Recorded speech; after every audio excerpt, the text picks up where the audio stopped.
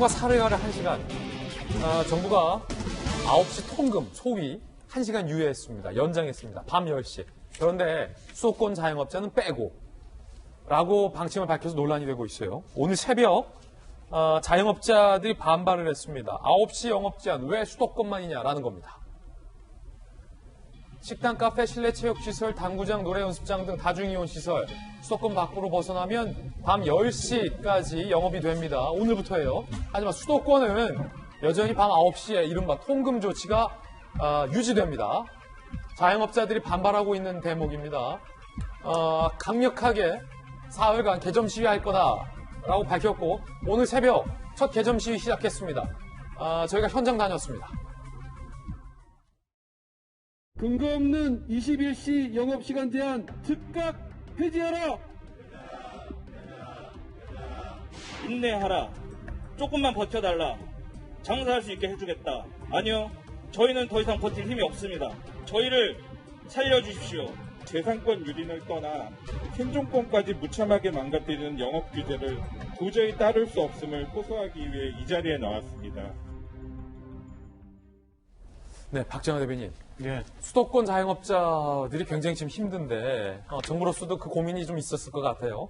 그럼에도 불구하고 수도권 밤 9시 소위 통금 조치가 계속 유지가 돼서 자영업자들이 지금 극렬히 반발하고 있습니다.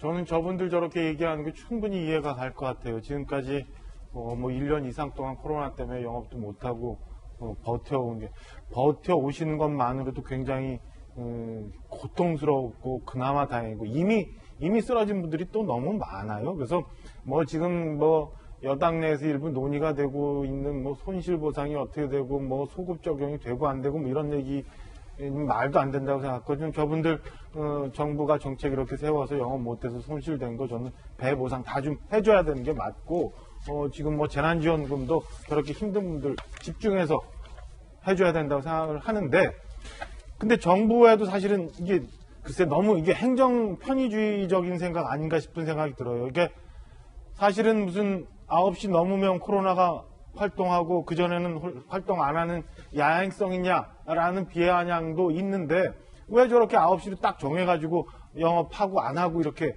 정하는지 모르겠어요. 옛날부터 얘기했죠. 단위 면적당 몇 명이 들어가면 어떻게 되고 이런 식으로. 그 다음에 영업시간 차라리 늘려주고 대신에 분산돼서 손님들이 올 수 있게 하면은 장사도 할 수 있고 사람들도 가서 밥 먹을 수 있는데 그냥 9시 딱 우리 퇴근해야 되니까 일률적으로 불 다 꺼. 이게 언제까지 이게 코로나가 발생하고 나서 한두 달이면은 이해를 하겠습니다만은 지금 벌써 1년이 지났는데 그동안 행안부, 질병청, 관계 당국에서 이런 거 정리 안 하고 그냥 무조건 저런 식으로 하는 거는 저는 납득하기가 좀 어렵다는 말씀 좀 드리고 싶습니다. 지나치게 행정 편의주의적인 발상이고 그런 행정 강요 아닌가라는 생각이 듭니다. 이제 야당 측의 견해와 비슷한 의견 주셨고, 자, 이번 설 명절을 앞두고 있습니다. 5인 이상은 못 모이기 때문에 부모님 고향 댁 방문도 자제해달라라는 정부의 지침이 나왔는데요. 그런데 제주를 가는군요. 14만 설캉스의 제주도는 벌벌.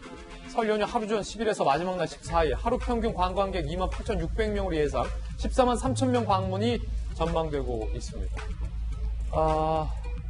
제주에서는 오지 말되 불가피하면 코로나 검사라도 받고 오시라 하고 있는 상황인데, 자, 그 가운데 결국은 정부가 5인 이상 처벌하겠다라고 나서면서 이 같은 일들이 논란들이 벌어지고 있는데요.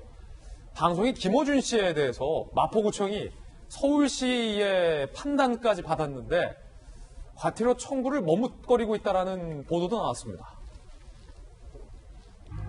자, 저 사진이 공개됐죠. 서울시가 고민 끝에 마포구에게 이거 방역수칙 위반 맞는데요? 라고 의견을 전달했습니다. 5인 이상 사적 모임 금지 적용 대상이며 과태료 부과 대상입니다. 서울시는 26건 적발 중 14건의 과태료를 부과한 바도 있습니다.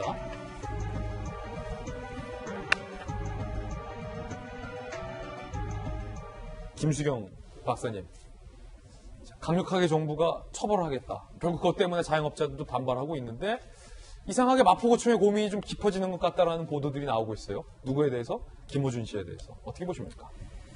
그게 지금 굉장히 이게 어떻게 보면 사실 큰 사건이 아닐 수도 있는데 이제 김어준 씨가 워낙에 이제 뭐 친정부적인 성향을 가졌다는 사람들의 생각을 가지고 있고 이 사람에 대해서 뭔가 처벌이 미적미적하다 보니까 모든 촉각이 곤두서 있고 이것이 어떻게 결정될 것인가에 대해서 관심이 모아지고 있는데요.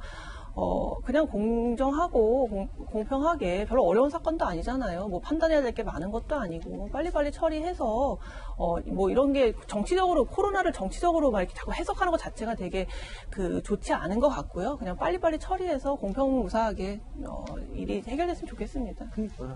저도 그렇게 생각해요. 이게 빨리 했으면은 아무 문제가 없는 거예요. 예를 들어서 과태료다 아니면 아니 과태료 아니다라는 경우에도 마찬가지고 그리고 이게 과태료라는 것은 법적인 제재에 대한 벌금하고는 다른 의미거든요. 그러니까 과태료를 물었다고 해서 그 사람에게 뭔가 이제 페널티나 이제 사회적인 비난이 물론 뭐 이 경우에 사회적 비판이 좀 있겠지만 뭐 그런 게 아닌데 왜 질질 끄는지 김어준 씨도 오히려 답답할 수도 있을 거예요. 빨리 판결 내려주면 결정 내려주면 되죠. 예.